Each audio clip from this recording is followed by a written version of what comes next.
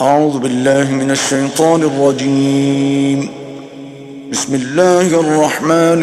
الرحيم. لن تنالوا البر حتى تنفقوا مما تحبون وما تنفقوا من شيء فإن الله به عليم. كل الطعام كان حلا لبني إسرائيل إلا ما حرم إسرائيل على نفسه من قبل أن تنزل التوراة. قل فأتوا بالتوراة فاتلوها إن كنتم صادقين.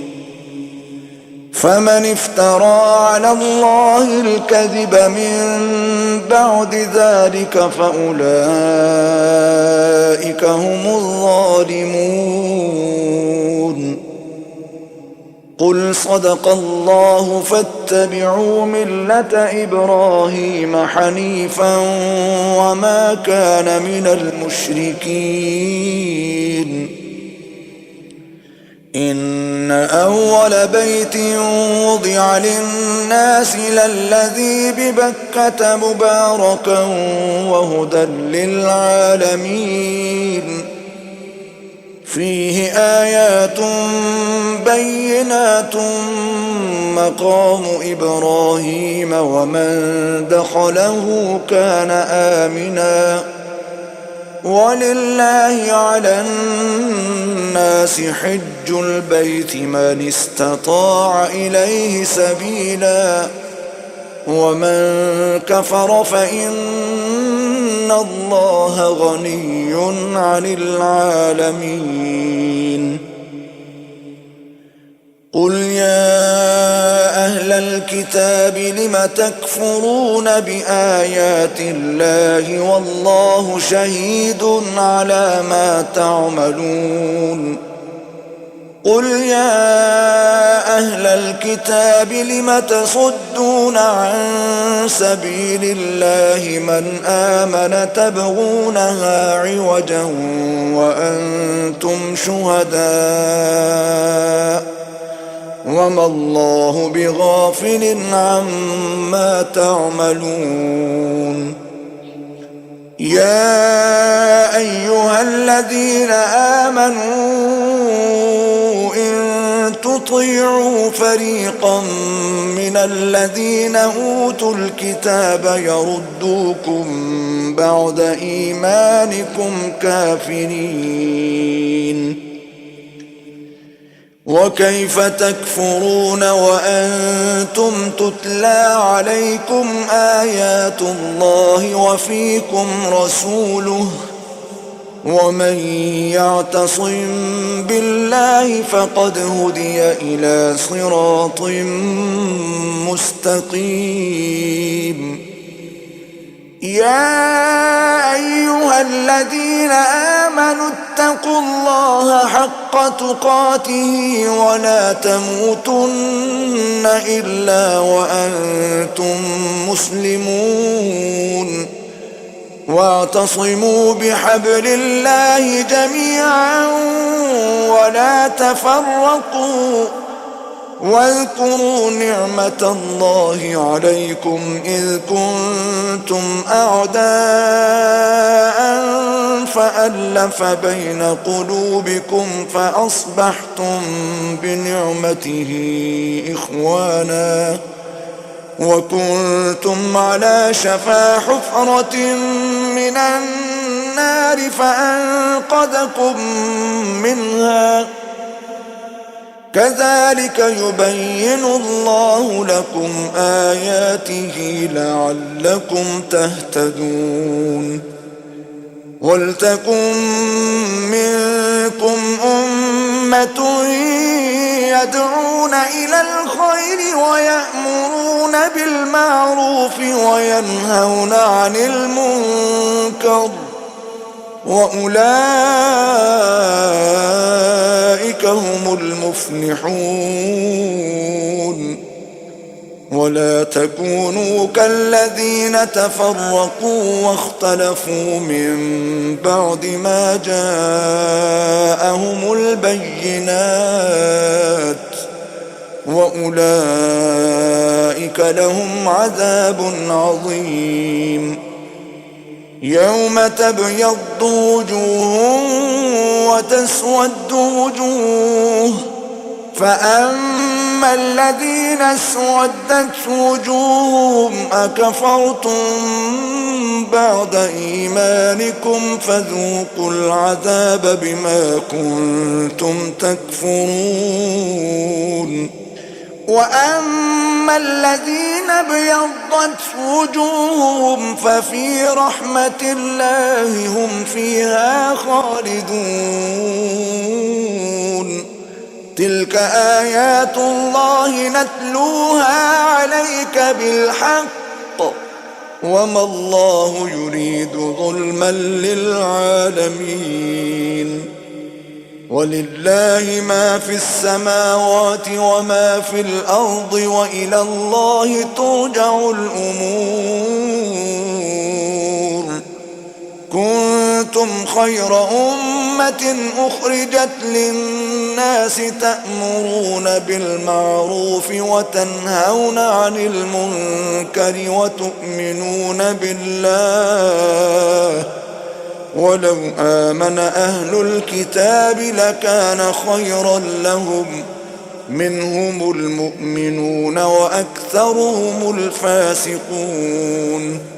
لن يضروكم إلا أذى، وإن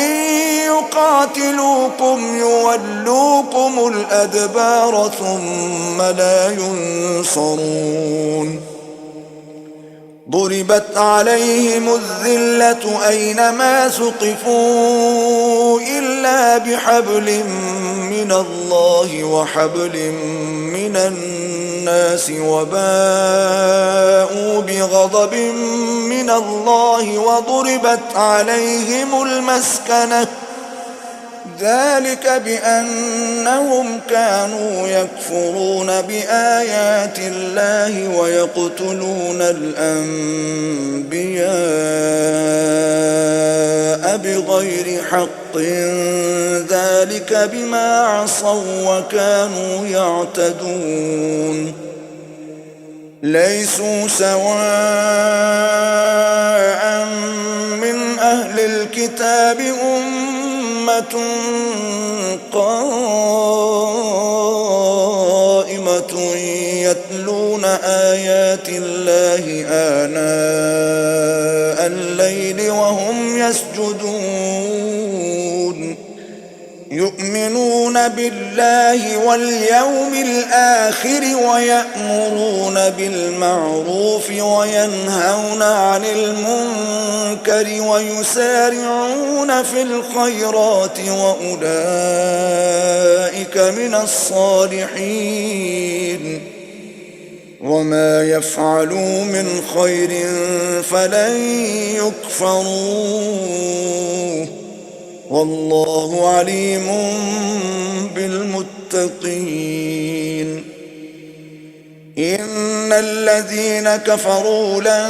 تغني عنهم أموالهم ولا أولادهم من الله شيئا، وأولئك أصحاب النار هم فيها خالدون. مثل ما ينفقون في هذه الحياة الدنيا كمثل ريح فيها صر أصابت حرث قوم ظلموا أنفسهم فأهلكت، وما ظلمهم الله ولكن أنفسهم يظلمون. يا أيها الذين آمنوا لا تتخذوا بطانة من دونكم لا يألونكم خبالا ودوا ما عنتم قد بدت البغضاء من أفواههم وما تخفي صدورهم أكبر قد بينا لكم الآيات إن كنتم تعقلون ها أنتم أولئك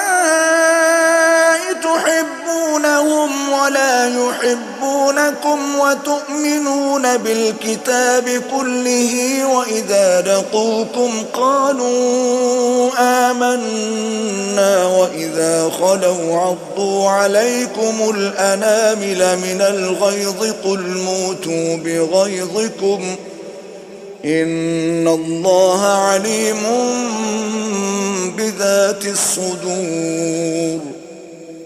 إن تمسسكم حسنة تسؤهم وإن تصبكم سيئة يفرحوا بها وإن تصبروا وتتقوا لا يضركم كيدهم شيئا إن الله بما يعملون محيط وإذ غدوت من أهلك تبوئ المؤمنين مقاعد للقتال والله سميع عليم إذ همت طائفتان منكم أن تفشلا والله وليهما وعلى الله فليتوكل المؤمنون ولقد نصركم الله ببدر وأنتم أذلة فاتقوا الله لعلكم تشكرون إذ تقول للمؤمنين ألن يكفيكم أن يمدكم ربكم ب3,000 من الملائكة منزلين بلى إن تصبروا وتتقوا ويأتوكم من فورهم هذا يمددكم ربكم ب5,000 من الملائكة مسومين وما جعله الله إلا بشرى لكم ولتطمئن قلوبكم به وما النصر إلا من عند الله العزيز الحكيم ليقطع طرفا من الذين كفروا أو يكبتهم فينقلبوا خائبين ليس لك من الأمر شيء أو يتوب عليهم أو يعذبهم فإنهم ظالمون ولله ما في السماوات وما في الأرض يغفر لمن يشاء ويعذب من يشاء والله غفور رحيم يا أيها الذين آمنوا لا تأكلوا الربا أضعافا مضاعفة واتقوا الله لعلكم تفلحون واتقوا النار التي أعدت للكافرين وأطيعوا الله والرسول لعلكم ترحمون وسارعوا إلى مغفرة من ربكم وجنة عرضها السماوات والأرض أعدت للمتقين الذين ينفقون في السراء والضراء والكاظمين الغيظ والعافين عن الناس والله يحب المحسنين والذين إذا فعلوا فاحشة أو ظلموا أنفسهم ذكروا الله فاستغفروا لذنوبهم ومن يغفر الذنوب إلا الله ولم يصروا على ما فعلوا وهم يعلمون أولئك جزاؤهم مغفرة من ربهم وجنات تجري من تحتها الأنهار خالدين فيها ونعم أجر العاملين قد خلت من قبلكم سنن فسيروا في الأرض فانظروا كيف كان عاقبة المكذبين هذا بيان للناس وهدى وموعظة للمتقين ولا تهنوا ولا تحزنوا وأنتم الأعلون إن كنتم مؤمنين إن يمسسكم قرح فقد مس القوم قرح مثله وتلك الأيام نداولها بين الناس وليعلم الله الذين آمنوا ويتخذ منكم شهداء والله لا يحب الظالمين وليمحص الله الذين آمنوا ويمحق الكافرين أم حسبتم أن تدخلوا الجنة ولما يعلم الله الذين جاهدوا منكم ويعلم الصابرين ولقد كنتم تمنون الموت من قبل أن تلقوه فقد رأيتموه وأنتم تنظرون وما محمد إلا رسول قد خلت من قبله الرسل أفإن مات أو قتلا انقلبتم على أعقابكم ومن ينقلب على عقبيه فلن يضر الله شيئا وسيجزي الله الشاكرين وما كان لنفس أن تموت إلا بإذن الله كتابا مؤجلا ومن يرد ثواب الدنيا نؤته منها ومن يرد ثواب الآخرة نؤته منها وسنجزي الشاكرين وكأين من نبي قاتل معه ربيون كثير فما وهنوا لما أصابهم في سبيل الله وما ضعفوا وما استكانوا والله يحب الصابرين وما كان قولهم إلا أن قالوا ربنا اغفر لنا ذنوبنا وإسرافنا في أمرنا وثبت أقدامنا وانصرنا على القوم الكافرين فآتاهم الله ثواب الدنيا وحسن ثواب الآخرة والله يحب المحسنين يا أيها الذين آمنوا إن تطيعوا الذين كفروا يردوكم على أعقابكم فتنقلبوا خاسرين بل الله مولاكم وهو خير الناصرين سنلقي في قلوب الذين كفروا الرعب بما أشركوا بالله ما لم ينزل به سلطانا ومأواهم النار وبئس مثوى الظالمين.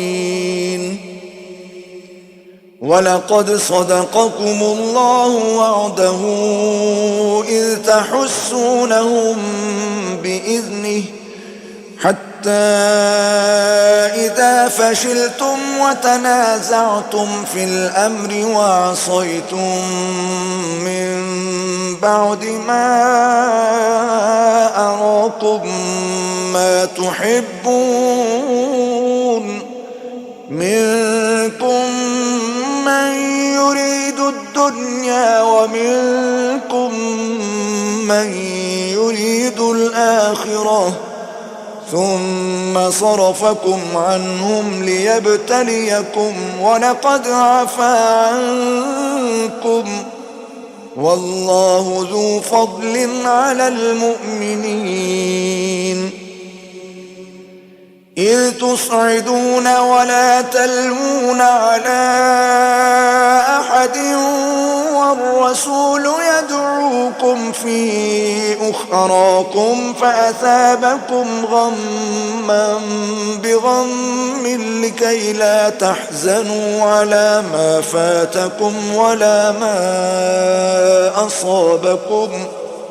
والله خبير بما تعملون. ثم أنزل عليكم من بعد الغم أمنة نعاسا يغشى طائفة منكم وطائفة قد أهمتهم أنفسهم يظنون بالله غير الحق ظن الجاهلية يقولون هل لنا من الأمر من شيء قل إن الأمر كله لله يخفون في أنفسهم ما لا يبدون لك يقولون لو كان لنا من الأمر شيء ما قتلنا هاهنا قل لو كنتم في بيوتكم لبرز الذين كتب عليهم القتل إلى مضاجعهم وليبتلي الله ما في صدوركم وليمحص ما في قلوبكم والله عليم بذات الصدور. إن الذين تولوا منكم يوم التقى الجمعان إنما استزلهم الشيطان ببعض ما كسبوا ولقد عفا الله عنهم إن الله غفور حليم. يا أيها الذين آمنوا لا تكونوا كالذين كفروا وقالوا لإخوانهم إذا ضربوا في الأرض أو كانوا غزا لو كانوا عندنا ما ماتوا وما قتلوا ليجعل الله ذلك حسرة في قلوبهم والله يحيي ويميت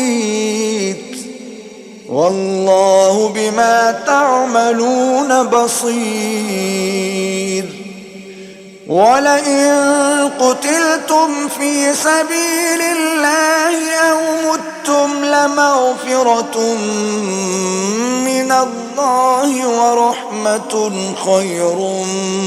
مما يجمعون ولئن متم أو قتلتم لإلى الله تحشرون فبما رحمة من الله لنت لهم ولو كنت فظا غليظ القلب لانفضوا من حولك فاعف عنهم واستغفر لهم وشاورهم في الأمر فإذا عزمت فتوكل على الله إن الله يحب المتوكلين إن ينصركم الله فلا غالب لكم وإن يخذلكم فمن ذا الذي ينصركم من بعده وعلى الله فليتوكل المؤمنون وما كان لنبي أن يغل ومن يغل يأت بما غل يوم القيامة ثم توفى كل نفس ما كسبت وهم لا يظلمون أفمن اتبع رضوان الله كمن باء بسخط من الله ومأواه جهنم وبئس المصير هم درجات عند الله والله بصير بما يعملون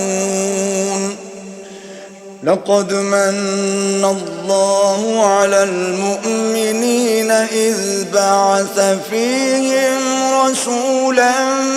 من أنفسهم يتلو عليهم آياته ويزكيهم ويعلمهم الكتاب والحكمة وإن كانوا من قبل لفي ضلال مبين أولما أصابتكم مصيبة قد أصبتم مثليها قلتم أنى هذا قل هو من عند أنفسكم إن الله على كل شيء قدير وما أصابكم يوم التقى الجمعان فبإذن الله وليعلم الذين نافقوا وقيل لهم تعالوا قاتلوا في سبيل الله أو ادفعوا قالوا لو نعلم قتالا لاتبعناكم هم للكفر يومئذ أقرب منهم للإيمان يقولون بأفواههم ما ليس في قلوبهم والله أعلم بما يكتمون الذين قالوا لإخوانهم وقعدوا لو أطاعونا ما قتلوا قل فادرءوا عن أنفسكم الموت إن كنتم صادقين ولا تحسبن الذين قتلوا في سبيل الله أمواتا بل أحياء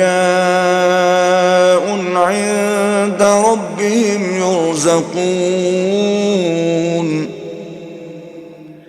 فرحين بما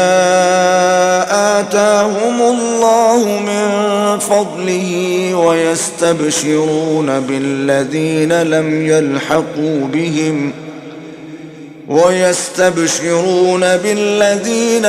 يلحقوا بهم من خلفهم ألا خوف عليهم ولا هم يحزنون يستبشرون بنعمة من الله وفضل وأن الله لا يضيع أجر المؤمنين الذين استجابوا لله والرسول من بعد ما أصابهم القرح للذين أحسنوا منهم واتقوا أجر عظيم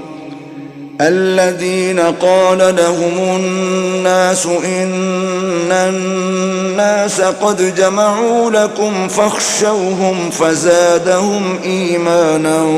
وقالوا حسبنا الله ونعم الوكيل فانقلبوا بنعمة من الله وفضل لم يمسسهم سوء واتبعوا رضوان الله والله ذو فضل عظيم إنما ذلكم الشيطان يخوف أولياءه فلا تخافوهم وخافون إن كنتم مؤمنين ولا يحزنك الذين يسارعون في الكفر إنهم لن يضروا الله شيئا يريد الله ألا يجعل لهم حظا في الآخرة ولهم عذاب عظيم إن الذين اشتروا الكفر بالإيمان لن يضروا الله شيئا ولهم عذاب أليم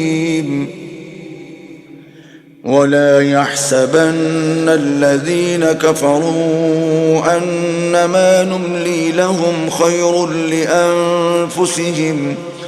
إنما نملي لهم ليزدادوا إثما ولهم عذاب مهين ما كان الله ليذر المؤمنين على ما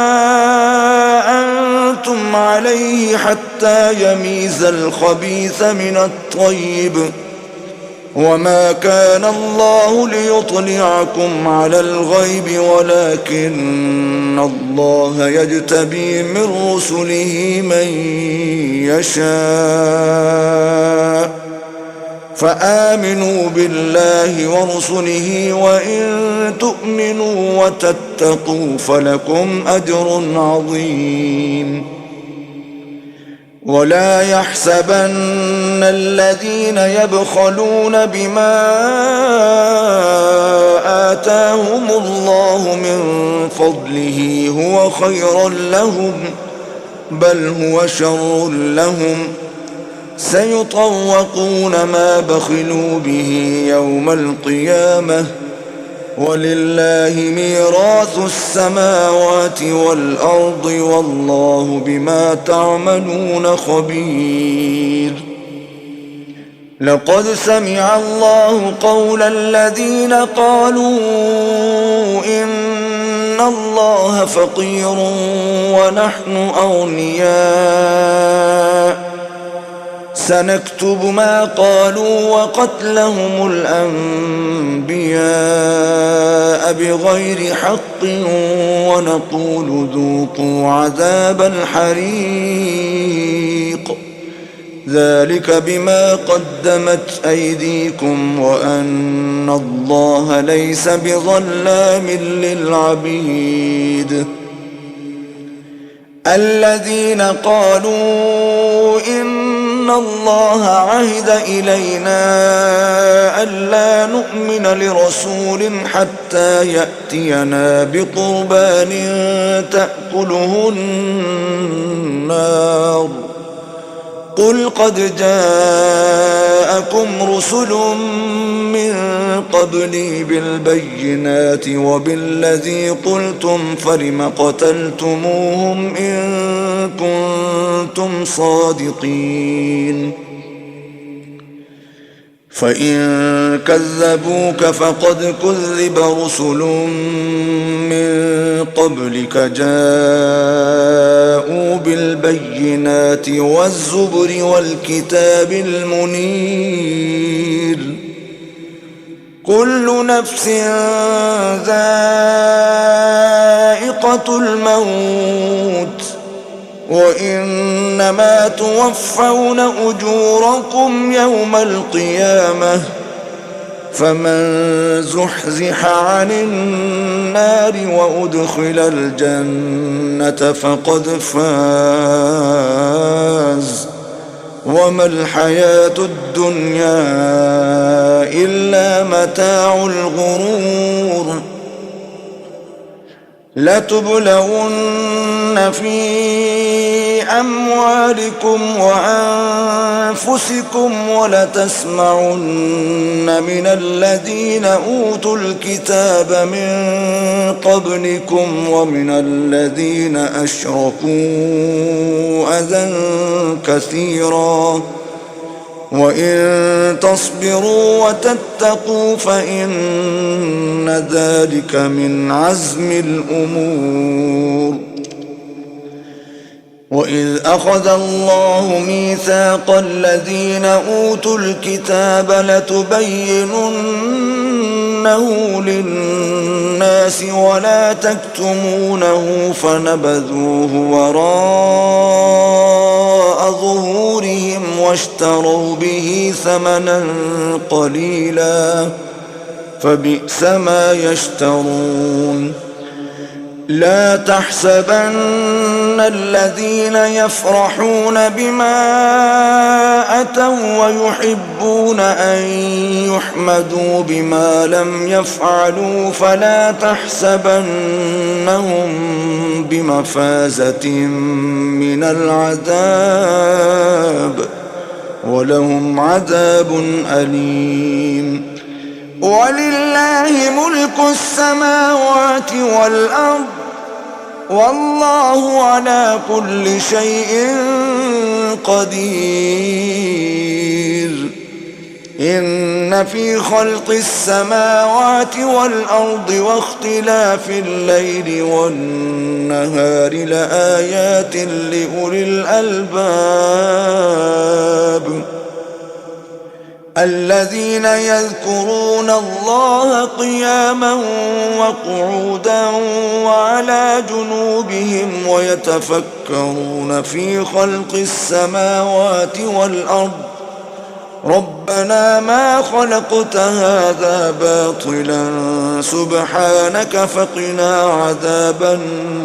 النار ربنا إنك من تدخل النار فقد أخزيته وما للظالمين من أنصار ربنا إننا سمعنا مناديا ينادي للإيمان أن آمنوا بربكم فآمنا ربنا فاغفر لنا ذنوبنا وكفر عنا سيئاتنا وتوفنا مع الأبرار ربنا وآتنا ما وعدتنا وعدتنا على رسلك ولا تخزنا يوم القيامة إنك لا تخلف الميعاد فاستجاب لهم ربهم أني لا أضيع عمل عامل منكم من ذكر أو أنثى بعضكم من بعض فالذين هاجروا وأخرجوا من ديارهم وأوذوا في سبيلي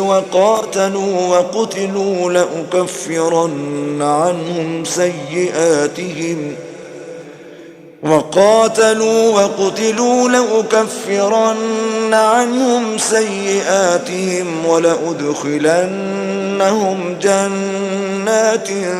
تجري من تحتها الأنهار ثوابا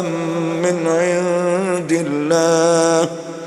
والله عنده حسن الثواب لا يغرنك تقلب الذين كفروا في البلاد متاع قليل ثم مأواهم جهنم وبئس المهاد لكن الذين اتقوا ربهم لهم جنات تجري من تحتها الأنهار خالدين فيها نزلا من عند الله وما عند الله خير للأبرار وإن من أهل الكتاب لمن يؤمن بالله وما أنزل إليكم وما أنزل إليهم خاشعين لله لا يشترون بآيات الله ثمنا قليلا أولئك لهم أجرهم عند ربهم إن الله سريع الحساب يا أيها الذين آمنوا اصبروا وصابروا ورابطوا واتقوا الله لعلكم تفلحون بسم الله الرحمن الرحيم يا أيها الناس اتقوا ربكم الذي خلقكم من نفس واحدة وخلق منها زوجها وبث منهما رجالا كثيرا ونساء واتقوا الله الذي تساءلون به والأرحام إن الله كان عليكم رقيبا وآتوا اليتامى أموالهم ولا تتبدلوا الخبيث بالطيب ولا تأكلوا أموالهم إلى أموالكم إنه كان حوبا كبيرا وإن خفتم ألا تقسطوا في اليتامى فانكحوا ما طاب لكم من النساء مثنى وثلاث ورباع فإن خفتم ألا تعدلوا فواحدة أو ما ملكت أيمانكم ذلك أدنى ألا تعولوا وآتوا النساء صدقاتهن نحلة فإن طبن لكم عن شيء منه نفسا فكلوه هنيئا مريئا صحيحا. ولا تؤتوا السفهاء أموالكم التي جعل الله لكم قياما وارزقوهم فيها واكسوهم وقولوا لهم قولا معروفا. وابتلوا اليتامى حتى إذا بلغوا النكاح فإن آنستم منهم رشدا فادفعوا إليهم أموالهم ولا تأكلوها إسرافا وبدارا أن يكبروا. ومن كان غنيا فليستعفف ومن كان فقيرا فليأكل بالمعروف. فإذا دفعتم إليهم أموالهم فأشهدوا عليهم وكفى بالله حسيبا. للرجال نصيب مما ترك الوالدان والأقربون وللنساء نصيب مما ترك الوالدان والأقربون مما قل منه أو كثر نصيبا مفروضا. وإذا حضر القسمة أولو القربى واليتامى والمساكين فارزقوهم منه وقولوا لهم قولا معروفا. وليخشى الذين لو تركوا من خلفهم ذرية ضعافا خافوا عليهم فليتقوا الله وليقولوا قولا سديدا. إن الذين يأكلون أموال اليتامى ظلما إنما يأكلون في بطونهم نارا وسيصلون سعيرا. يوصيكم الله في أولادكم للذكر مثل حظ الأنثيين فإن كن نساء فوق 2 فلهن ثلثا ما ترك وإن كانت واحدة فلها النصف. ولأبويه لكل واحد منهما السدس مما ترك إن كان له ولد فإن لم يكن له ولد وورثه أبواه فلأمه الثلث فإن كان له إخوة فلأمه السدس من بعد وصية يوصي بها أو دين.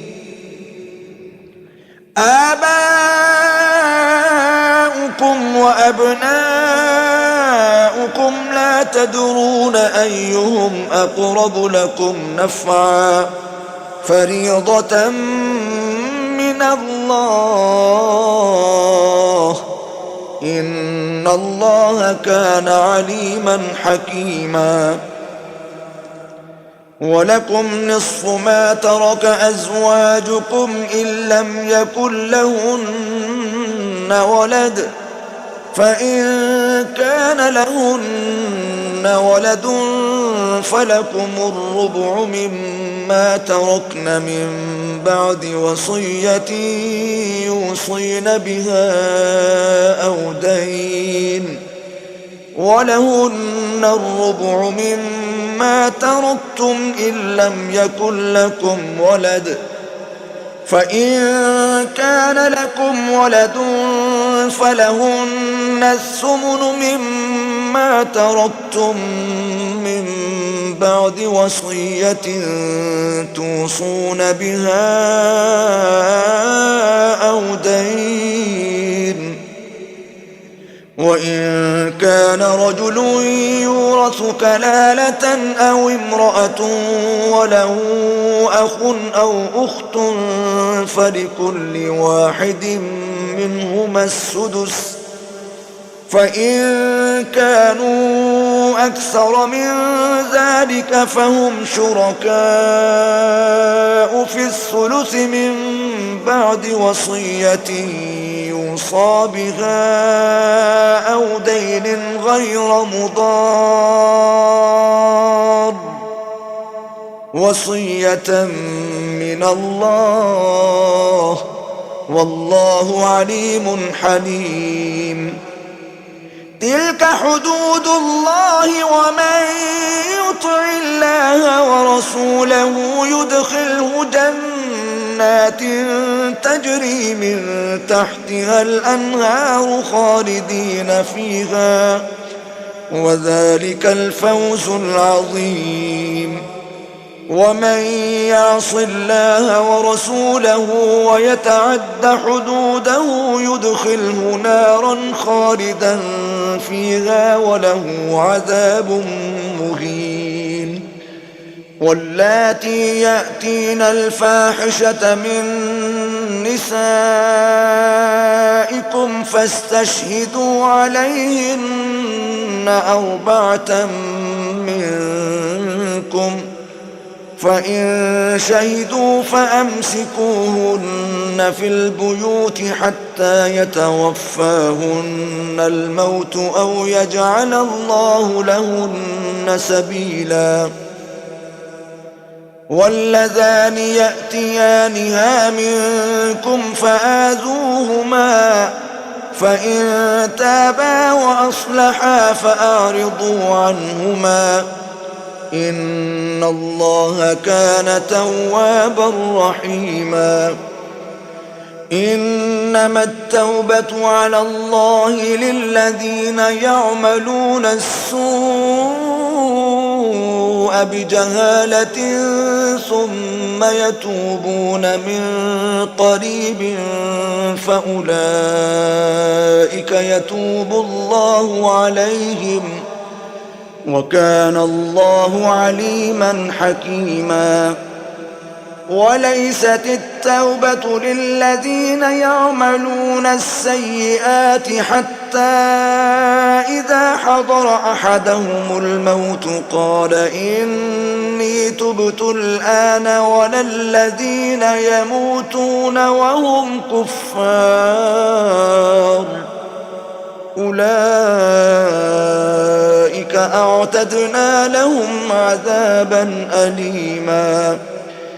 يا أيها الذين آمنوا لا يحل لكم أن ترثوا النساء كرها، ولا تعضلوهن لتذهبوا ببعض ما آتيتموهن إلا أن يأتين بفاحشة مبينة، وعاشروهن بالمعروف، فإن كرهتموهن فعسى أن تكرهوا شيئا ويجعل الله فيه خيرا كثيرا. وإن أردتم استبدال زوج مكان زوج وآتيتم إحداهن قنطارا فلا تأخذوا منه شيئا، أتأخذونه بهتانا وإثما مبينا. وكيف تأخذونه وقد أفضى بعضكم إلى بعض وأخذن منكم ميثاقا غليظا. ولا تنكحوا ما نكح آباؤكم من النساء النساء إلا ما قد سلف إنه كان فاحشة ومقتا وساء سبيلا. حرمت عليكم أمهاتكم وبناتكم وأخواتكم وعماتكم وخالاتكم وبنات الأخ وبنات الأخت وأمهاتكم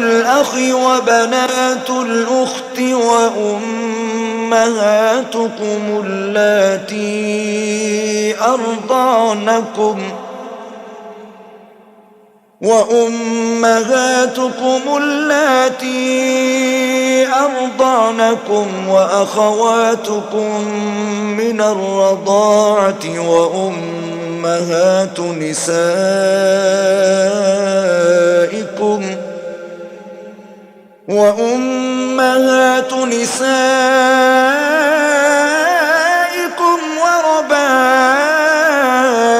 وربائبكم اللاتي في حجوركم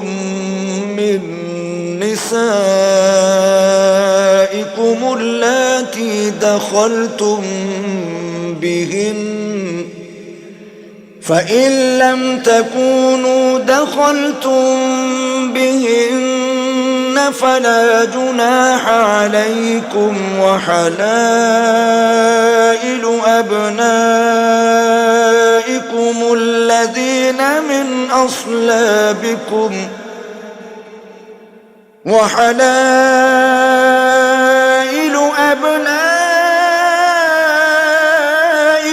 الذين من أصلابكم وأن تجمعوا بين الأختين إلا ما قد سلف إن الله كان غفورا رحيما. صدق الله العظيم.